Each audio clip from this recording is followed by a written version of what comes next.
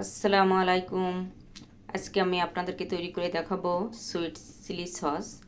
তো ভাজা পোড়া খাবারের সাথে এই সুইট চিলি সসটা খেতে ভীষণ মজার।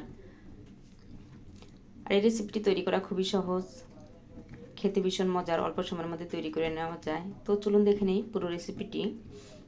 এখানে লাগবে আমার কর্নফ্লাওয়ার, চিনি, চিলি ফ্লেক্স, আমি শুকনো ভাজা মরিচটা গুঁড়ো করে নিয়েছি।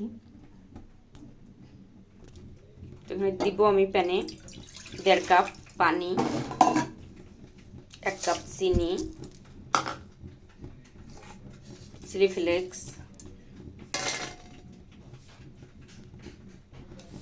রসুন কুচি একটা, দিব আদা কুচি 1 চামচ, রসুন কুচি 1 চামচ, দিব সিরকা 1/2 কাপ,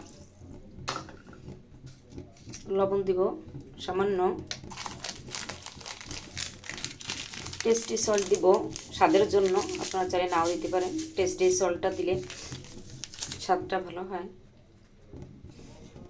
এখন সব কিছু দিয়ে নাড়াচাড়া দিয়ে জাল দিয়ে নিব 3-4 মিনিট।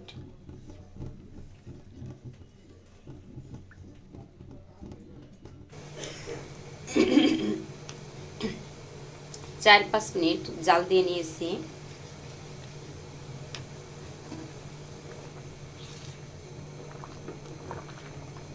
এখন দিয়ে দিব 2 চামচ কর্নফ্লাওয়ার, পানি দিয়ে গুলিয়ে নিয়েছি।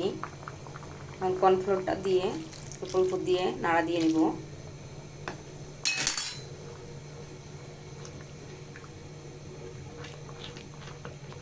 একবারে দিলে দলা পাকিয়ে যেতে পারে, তখন অবরোধ নাড়তে হবে।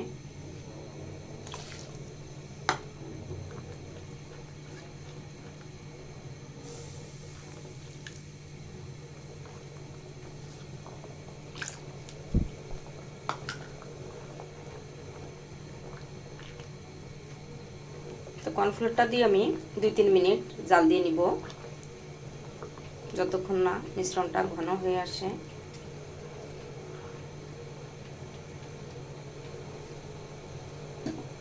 অনবরত নাড়তে হবে।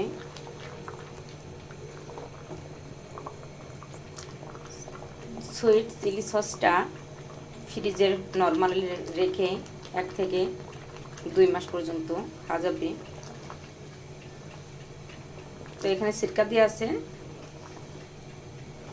নষ্ট হবে না সহজে। তো এখন এই সুইট চিলি সসটা একটা কাঁচের বয়াম ভালো করে পরিষ্কার করে মুছে, কোনো পানি না থাকে তো বয়ামে রেখে দিতে হবে ফ্রিজের নরমালে। এইভাবে রেখে দিলে দীর্ঘদিন ভালো থাকে সুইট চিলি সসটা।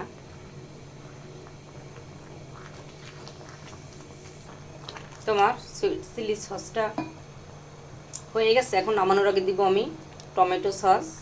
তো একটু স্বাদের জন্য দিব, আর খেতেও ভালো লাগবে, আর কালারটা সুন্দর আসে। তো এখন নামিয়ে নিব, ঠান্ডা হলে আর একটু আরও ঘন হয়ে যাবে। তো হয়ে গেল আমার সুইট চিলি সস।